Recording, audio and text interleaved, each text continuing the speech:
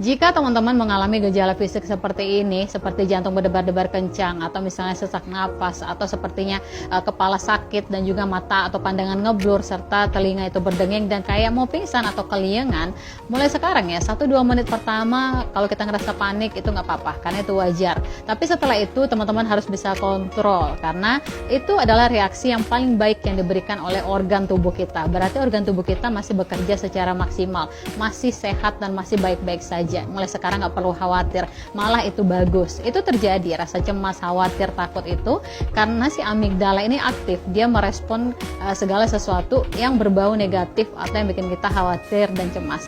Nah, itu direspon lagi sama si hipotalamus di otak kita yang mulai memberikan reaksi kepada jantung gitu, bahwasanya ada sesuatu yang nggak beres nih, ada yang bikin nggak nyaman nih gitu, ada yang berbahaya nih gitu. Maka respon dari jantung akan memompa darah dengan kencang dan kita ngerasa gejala fisiknya jantung berdebar-debar kencang gitu. Nah, kemudian nanti akan beralih ke paru-paru kita, ke pernapasan kita juga.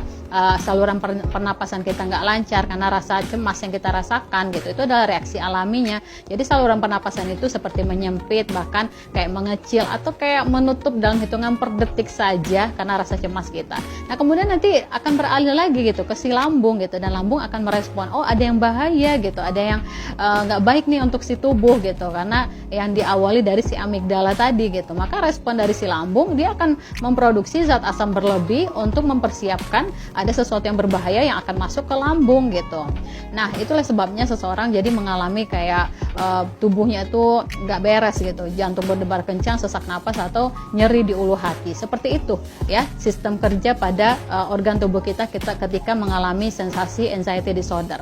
Mulai sekarang nggak perlu cemas. Yang perlu kita lakukan untuk bisa menetralkan kembali kinerja dari organ tubuh itu adalah meditasi 478, atau yang pertama kali coba selamatkan dulu lambung kita, mengkonsumsi air putih yang hangat untuk menetralkan zat asam yang sudah mulai naik atau berlebih.